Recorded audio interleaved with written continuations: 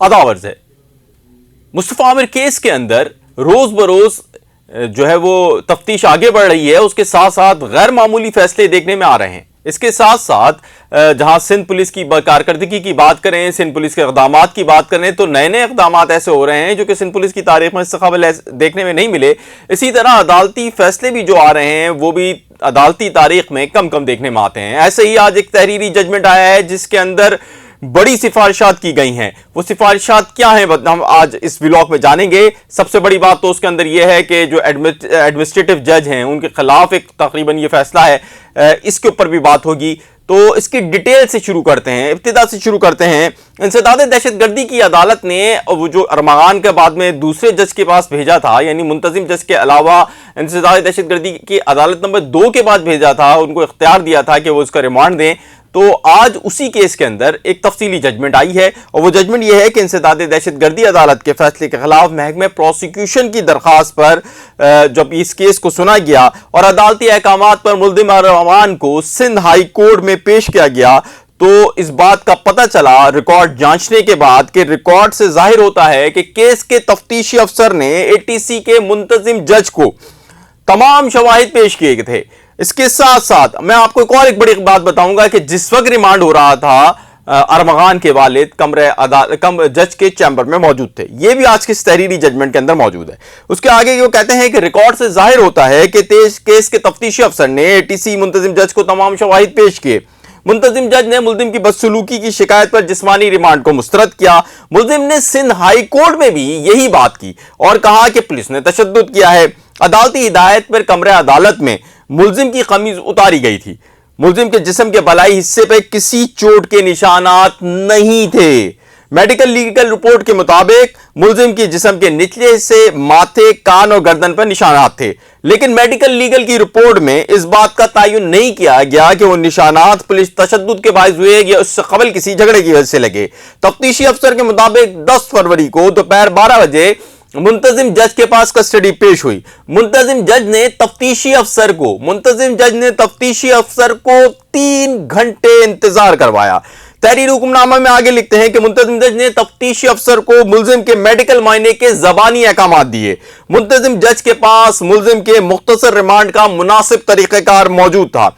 मुंतजिम जज के पास जहां मुल्जिम के मुख्तसर रिमांड का मतलब इख्तियार मौजूद था और मुनासिब तरीक़ेकार भी मौजूद था, मुंतजिम जज मुल्जिम के पुलिस रिमांड के साथ मेडिकल मायने का हुक्म दे सकते थे, लेकिन ऐसा नहीं हुआ। मेडिकल रिपोर्ट में तशद्दुद के शवाहिद के बाद कानून के मुताबिक तफ्तीशी अफसर के खिलाफ भी कार्रवाई की जा सकती थी। यानी कि अगर आपके पास जब इतने शवाहिद लेकर तफ्तीशी अफसर आया था तो होना यह चाहिए था कि आप उसको मेडिकल पहले करवाते और उसके साथ साथ ये कहते कि हम आपको रिमांड में दे रहे हैं। और अगर मेडिकल के अंदर ये बात आ जाती कि तफ्तीशी अफसर या पुलिस की जानिब से तशद्दुद किया है, तो तफ्तीशी अफसर के पास के खिलाफ जो है वो कानूनी कार्रवाई का भी राइट था और उसके भी चीजें मौजूद थी और ये सारी चीजें भी हो सकती थी, लेकिन ये नहीं हुई।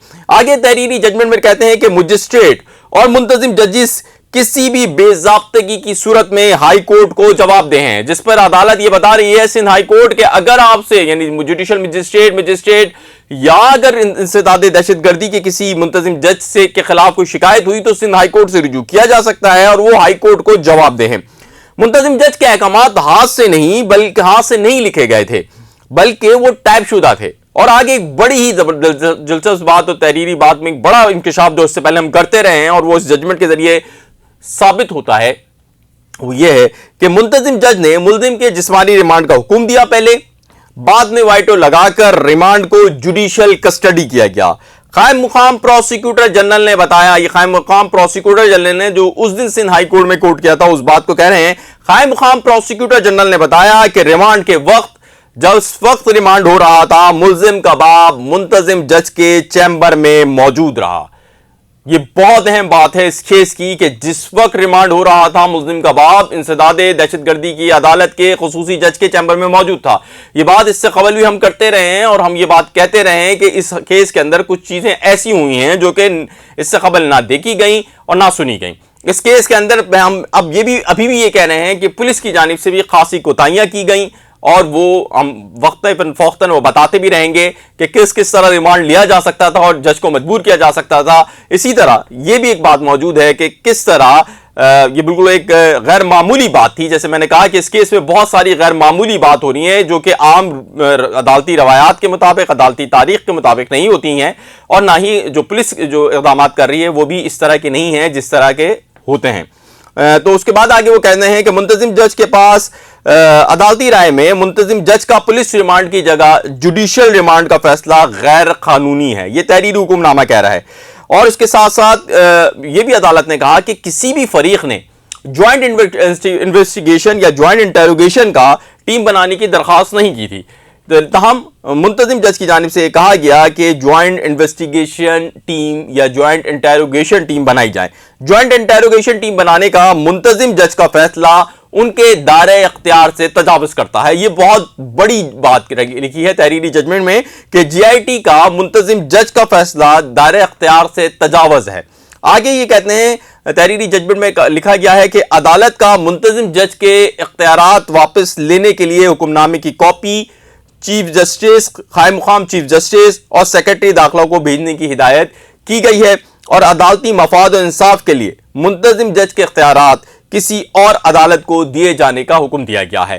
یہ آج کا انسداد دہشت گردی کی عدالت کے جو منتظم جج تھے ان کے خلاف اور ان کے حوالے سے یہ ایک بہت بڑی ججمنٹ آئی ہے. اس سے قبل ہم نے انسداد دہشت گردی کی عدالت کے منتظم جج سے متعلق اس قسم کی ججمنٹ یا اس قسم کی ڈائریکشن یا اس قسم کی ہدایات کبھی بھی نہیں دیکھی ہیں.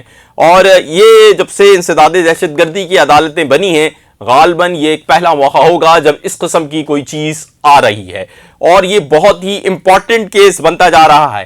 جہاں یہ کیس بہت امپورٹنٹ بنتا جا رہا ہے وہاں میں آپ کو آئندہ آنے والے ویلاگز میں یہ بھی بتاؤں گا کہ پولیس کی جانب سے اب بھی سست روی کا مظاہرہ کیا جا رہا ہے.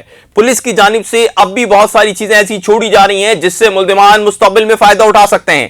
اگر اس کیس کے اندر ملزمان کو سزا نہیں ہوئی تو یقین جانیے کہ لوگوں کا قانون پر جو اعتماد پہلے ہی ڈاؤٹی ہے وہ مزید ڈاؤٹ کا شکار ہو جائے گا. لوگ انصاف کے سسٹم سے نا امید ہونا شروع ہو جائیں گے. اگر اس نا امیدی سے بچانا ہے لوگوں کو پولیس پر اپنا اعتماد کو پولیس کو چاہیے، پولیس یہ چاہتی ہے کہ لوگ جو ہیں وہ پولیس پر اپنا اعتماد رکھیں، پولیس کے پاس اپنے مسائل کو لے کر آئیں، پولیس کی عزت و اہمیت ماضی کی طرح دوبارہ ہوں. تو اس کیس کو ideal case, role model case بنانا ہوگا، اس کیس کو اچھے سے لے کر چلنا ہوگا. اسی طرح عدالتوں کو بھی اپنے فیصلوں کے اندر بہت زیادہ سوچنا ہوگا کیونکہ اب سوشل میڈیا کا دور ہے اور اس کے اندر ہر چیز کو ڈسکس کر لیا جاتا ہے. تو لہٰذا یہ کیس بہت امپورٹنٹ ہو گیا ہے.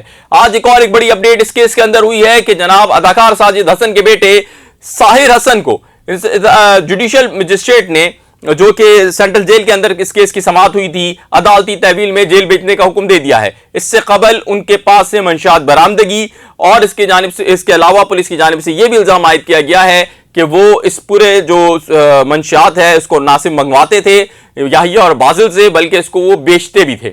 اور یہ پورے الزامات ابھی پولیس کی جانب سے ثابت کرنا باقی ہیں. پولیس نے ابھی تک صرف منشیات کی برآمدگی پر ریمانڈ ضرور لیا ہے لیکن ابھی تک پولیس نے ان کا نیکسس ثابت کرنے میں ناکام رہی ہے.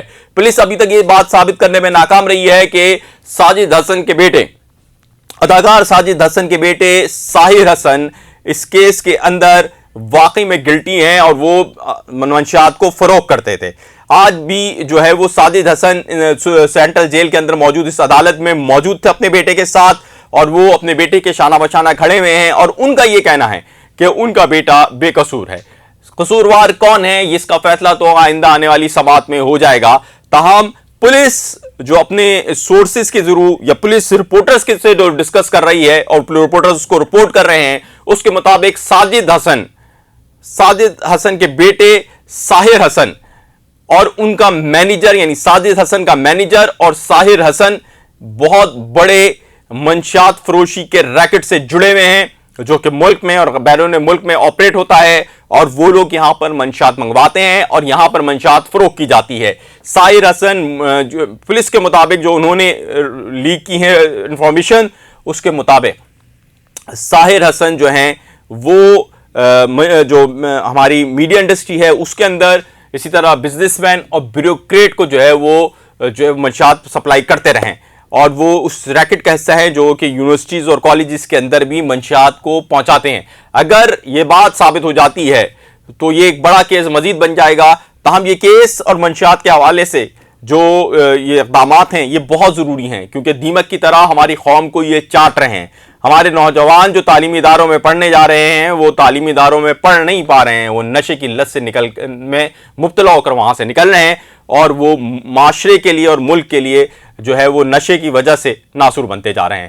اپنے گرد و روا کے لوگوں کا خیال رکھیے، اور اگر آپ کو قریب میں کوئی منشیات استعمال کرتا ہوا دکھے، کوئی اپنا نوجوان، کوئی اپنے گلی کا لڑکا، تو اس سے کراہت کا رویہ اختیار نہ کیجیے۔ اس کو جو ہے وہ آپ نے اپنے سے اس سے بزدل نہیں ہونا، بلکہ آپ نے اس کو درست کرنے کی کوشش کرنی ہے۔ یہ بہت ضروری ہے، کیونکہ یہ جو سسٹم کے تحت یہ پھیلائی جا رہی ہے منشیات، اس میں لوگ جو ہیں وہ شامل ہوتے ہیں، ان کو مفت میں پہلے دی جاتی ہے، اور بعد میں پھر ان کو جو ہے وہ ان سے پیسے لیے جاتے ہیں، جس کے بعد وہ چوری چکاری بھی کرتے ہیں، اور اگر پیسے والا ہوتا ہے تو وہ خرید لیتا ہے، نہیں پیسے والا ہوتا تو پھر اس کو بولتے ہیں کہ تم نے بیچنی ہے، اور وہاں سے پیسے جمع کرنے ہیں، اور پھر اس کو ڈسٹریبیوٹر بنایا جاتا ہے۔ اپنے گرد و نواح کے لوگوں کا خیال رکھنا ہے آپ نے، اور ابھی تک اگر آپ نے رپورٹرز 21 کو سبسکرائب نہیں کیا تو گزارش ہوگی سبسکرائب کر لیجئے۔ آپ کا بہت شکریہ، آداب ہے۔